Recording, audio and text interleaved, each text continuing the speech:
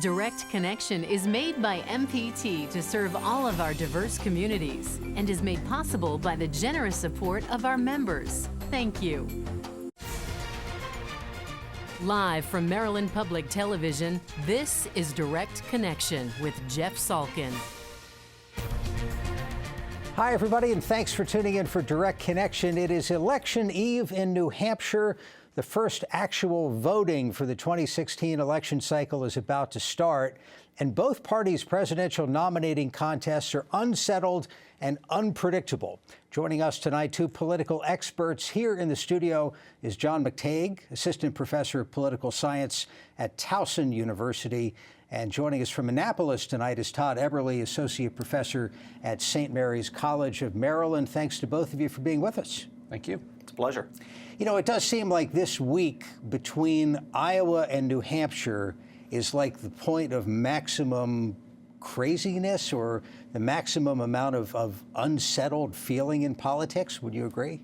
Yeah, and it's also a time of great volatility for the voters because the voters are in New Hampshire going to be responding in part to what happened in Iowa. So whatever polling was done before Iowa is a little scrambled now in terms of predicting the New Hampshire outcome. Todd, do you agree this is the moment of maximum craziness, or could it get crazier from here? It may get crazier from here, especially on the Republican side. But, I mean, consider we are on the eve of the New Hampshire primary, and the surveys out just as of today show that there may be a third of the folks in New Hampshire who haven't made up their mind yet. Todd, is there anything weird going on in terms of the mood of the electorate? I think there's a lot of unhappiness. I think there's a lot of discontent out there, a sense that maybe politics just isn't working the way it used to be. And that is driving a bit of an anti-establishment mood on both the Democratic and the Republican side. And that's helping Sanders, it's helping Cruz, and it's helping Trump. I don't remember hearing this phrase that you hear constantly in the media these days, the establishment lane, generally spoken about in terms of the Republican primaries. It seems to be a lane that nobody actually wants to be in, but it's heavily contested. What's going on there, John? Well, I think it might be given a new language in terms of calling it the establishment lane, but there's an old dynamic of moderate versus conservative that we've seen in the Republican Party. And then also actually on the Democratic side, I think there's an old tradition of sort of the purist, more, in Bernie Sanders' terms, revolutionary wing of the party versus the more moderate creature of the system kind of candidate that Hillary Clinton is. So are we seeing similar things? I mean, are Trump and Sanders the same person? I don't think they're the same person at all, but I do think that they're both tapping into sort of discontent with our governing institutions, our parties, our government. Congress's approval ratings are in single digits, discontent with media, and a whole wide variety of institutions that Americans used to trust more.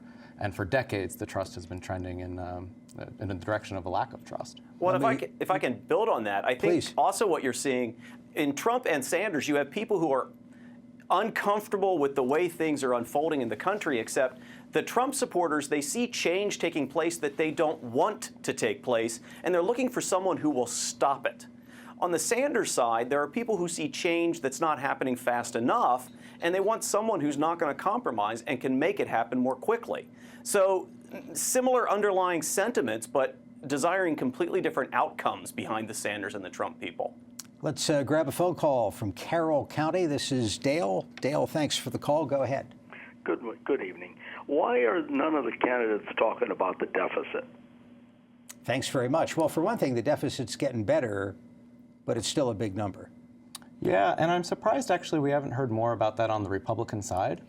The Republican side is where I would expect to hear that from a lot more than on the Democratic side.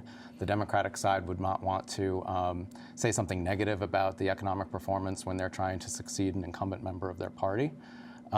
It's a good question as to why we're not hearing more about it from the Republican side. We're hearing about general economic discontent, but I don't think we're hearing a lot specific about the deficit. Well, elections aren't won or lost on discussions of the debt and deficit. I mean, I think in many respects, the lessons of the first Bush administration and the second administration was For the first Bush, fiscal discipline doesn't win you re-election. And for the second Bush, fiscal recklessness doesn't cost you re-election. So debt and deficit just don't seem to matter much to voters. At the same time, I'm surprised that Rand Paul did not have more success championing the same positions as his father, Ron, who did have sort of a following in the Republican field, did better than Rand on those sorts of issues. Let me ask you both to handicap things a little bit, and this puts you out on a limb right before voting starts somewhere. But on the Democratic side, what are the odds that Hillary Clinton is ultimately the Democratic Party nominee?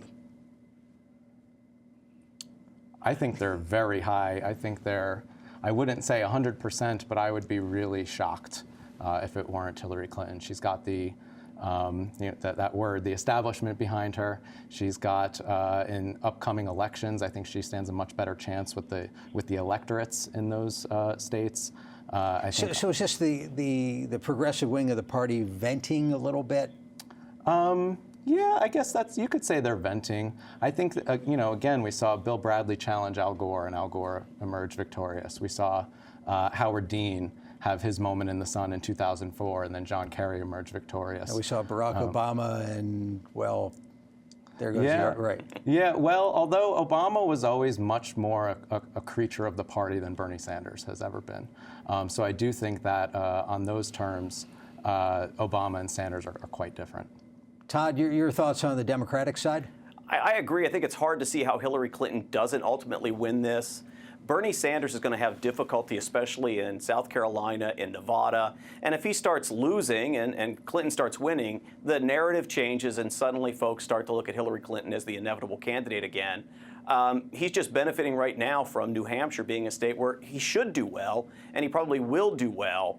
But if he doesn't, for lack of a better term, sort of blow Hillary Clinton out of the water tomorrow, it's going to look like a loss for him, much like Clinton's win in Iowa looked like a loss for her.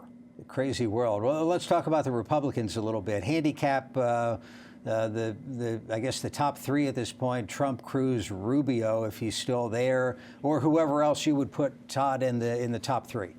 Sure. So I think the polls clearly show that Trump still has a pretty clear lead in New Hampshire, although you have so many people who are undecided. And, I'm going to go out on a limb here and put my money on the Emerson College poll. These are the folks who most closely got what happened in Iowa last week. Their poll that came out today shows Jeb Bush moving into a solid second place at about 18%, behind Trump at 30%. In New Hampshire, the candidate who has the momentum is usually the candidate who does best on Election Day. So if there's going to be a surprise, it may be that Jeb Bush runs a very, very close second to Trump. But in terms of ultimately being the party nominee, I mean, Bush was written off for dead multiple times. Is he in the mix? The press loves a comeback story. And if Bush winds up coming in a strong second, you're going to hear all about the new comeback kid. John, what do you think? Well, I'm curious to see if John Kasich has a good night tomorrow night. He's been living in New Hampshire. He should, yeah. Right. He should be paying taxes there. And then that got me thinking about the potential, and it depends on how he does tomorrow night as well, of imagining a Rubio Kasich ticket. And then you've got, I think, a Republican ticket that would be sort of upbeat and positive and hopeful in tone. And not only that, hits the electoral map. The Electoral College. And Rubio's lack of experience is complemented by Kasich's experience. So if those two finish second and third tomorrow, I could see that becoming a potential future ticket for the Let's grab another phone call. Prince George's County, this is Mary. Mary, thanks for calling. Go ahead.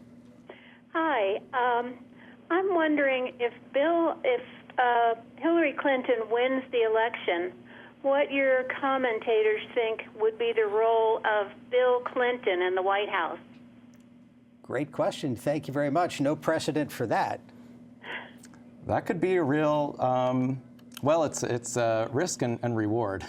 There are risks to sort of keeping him under wraps and on message with whatever the Clinton administration of his wife would be pursuing at any given point in time. I think he could be kind of a wild card, but he's also wildly popular, so there's potential to use him as sort of have a second bully pulpit to promote her agenda. Todd, let's talk Maryland politics for a second. The big statewide race for the open U.S. Senate seat, Barbara Mikulski, of course, retiring.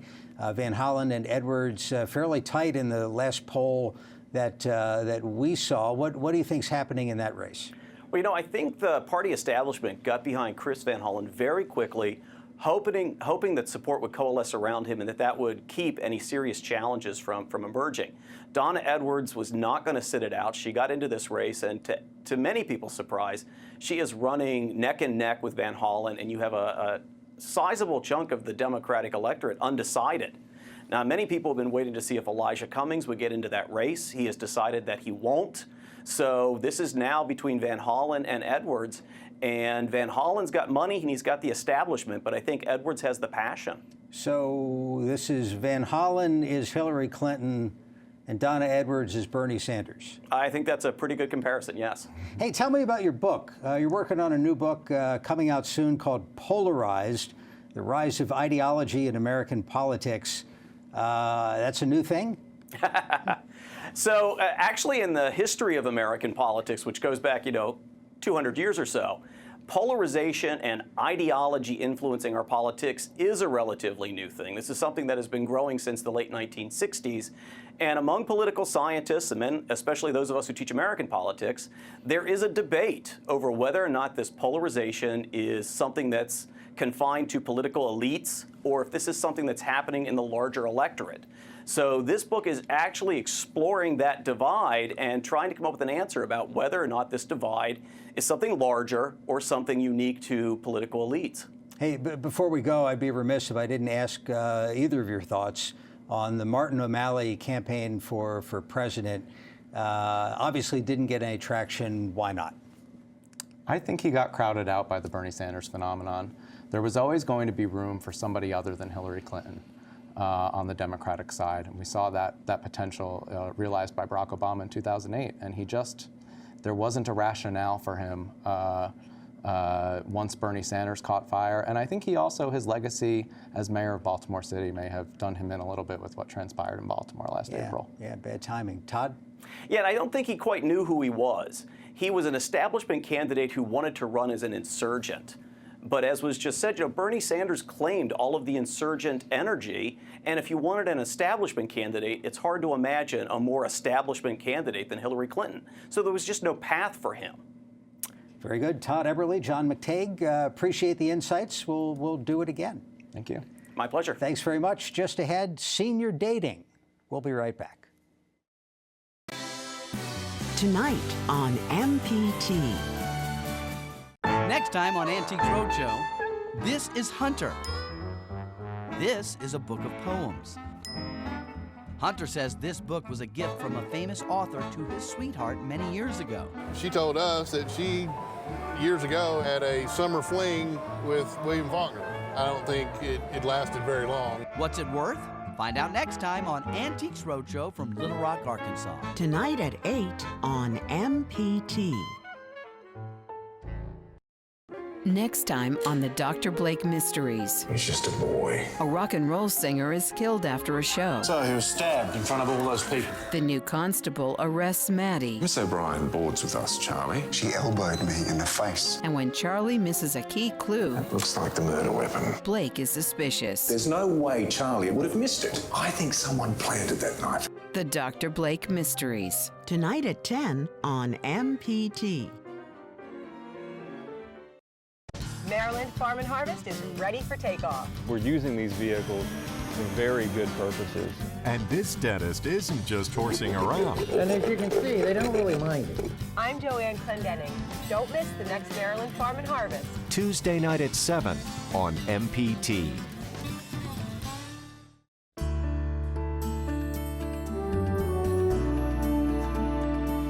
This week we begin a new segment. It's called Primetime Living, and it is produced in partnership with the Maryland Department of Aging and its Maryland Access Point Service. Tonight, dating advice for single seniors. Joining us is Meredith Ritchie from the Image Center.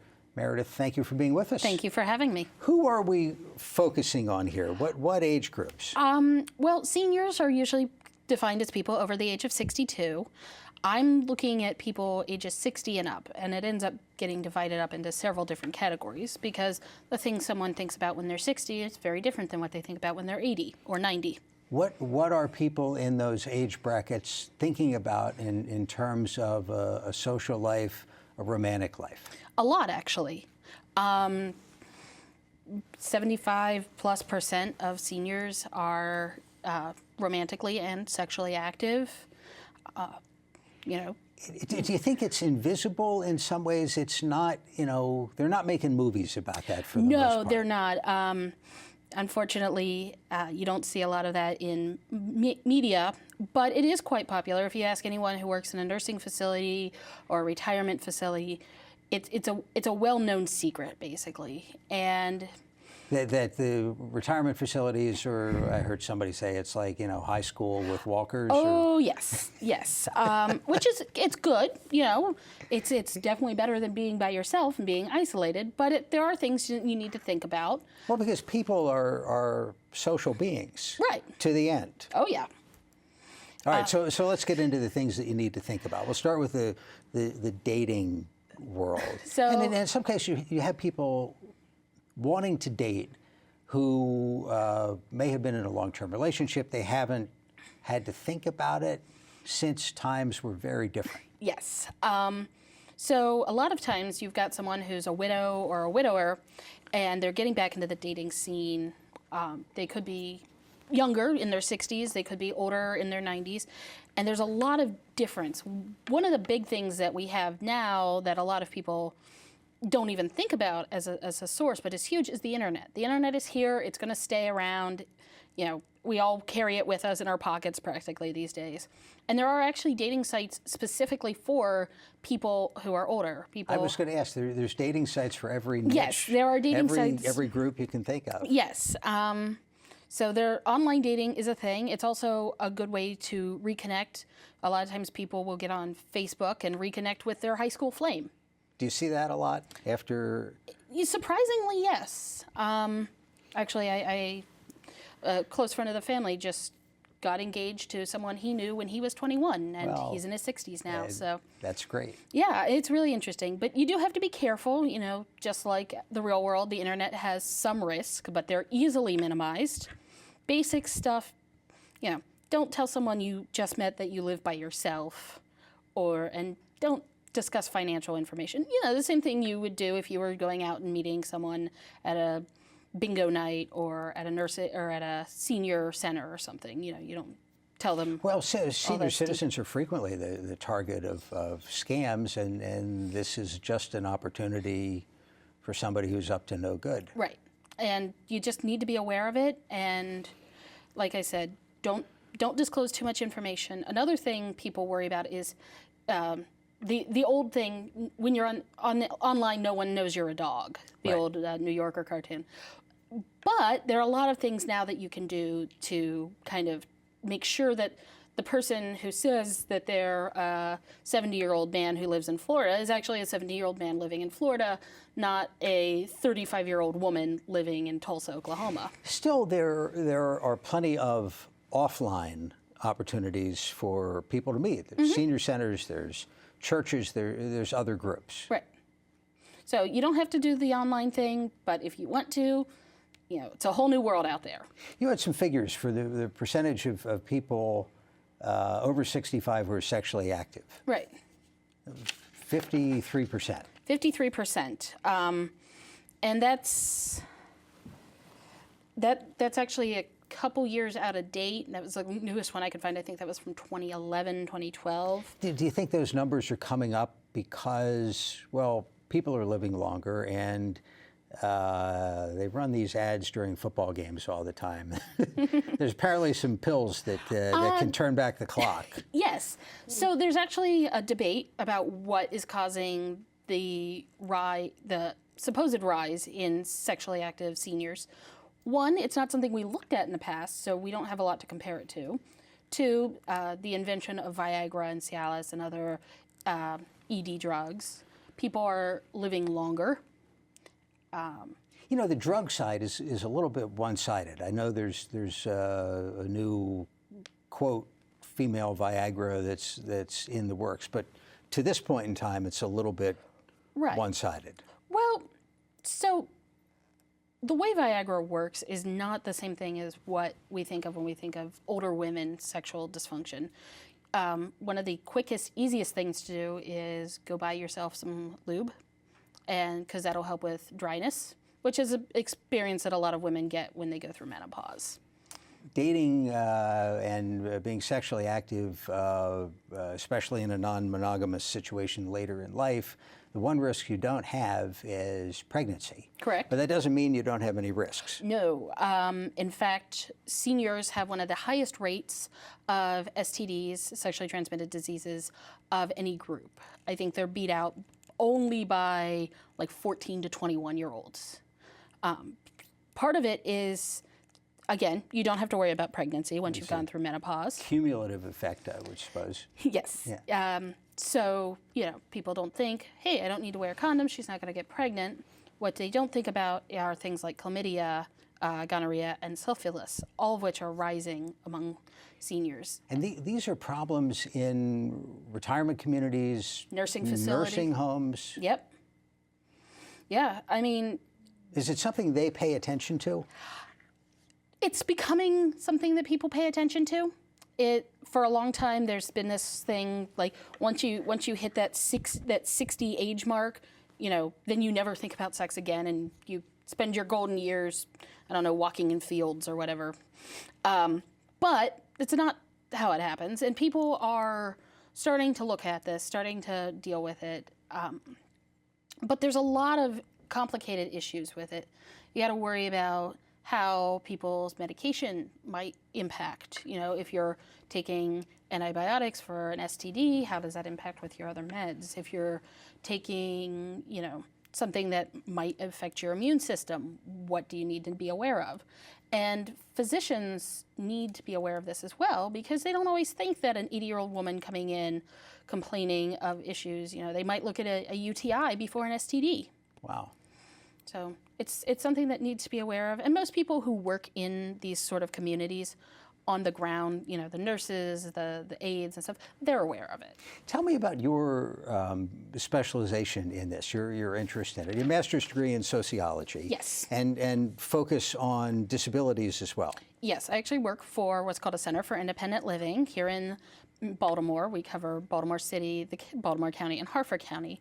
And we work with people who are aging and also people with disabilities. And, I just kind of fell into this. I ended up writing my master's thesis focusing on sex and spinal cord injury and cerebral palsy. And it just kind of grew out of that. It's definitely something that's needed. It's something that people want to talk about, but it makes a lot of people really uncomfortable. And so they find it's much easier to have someone else come in and talk to a group of seniors or a group of people with developmental disabilities. And you told me your speaking schedule is pretty full. I'm getting more and more people who are interested, and I'm putting together a series of workshops that people are interested in as well. So. What kind of questions do you most often get? It depends. A lot of times I get questions about how do I find someone? How do I know that the person that I'm dating is the right person? And, I explain that it's a case-by-case basis. There's no checklist that someone goes through. But meeting people is a lot easier. People don't think to meet people where they already are. Yeah, you wonder if high school kids maybe have an easier time finding somebody to talk to, finding a resource than somebody in a nursing home or a retirement community. Very much so. So where can people turn? Certainly primary care doctor in terms of... Primary care doctors. You can ask nurses at your facility. You can call the Image Center and we can help you out. Believe it or not, Planned Parenthood has a lot of resources. They do general education about STIs. They also will do screenings, and they will help with protection. Very good. So, Meredith Ritchie is with the Image Center. We do appreciate your time. No problem. Thank you very much. Thank you. Join us Thursday at this time on Your Money in Business, a new kind of daycare for parents on the go. And is your set-top cable box due for an upgrade that could possibly save you some money? Join us for that Thursday at 7:30. Then Friday at 7:30 on State Circle, we'll have the latest political news from Annapolis. Now, for all of us here at MPT, I'm Jeff Salkin. Thanks for watching Direct Connection, and have a good night.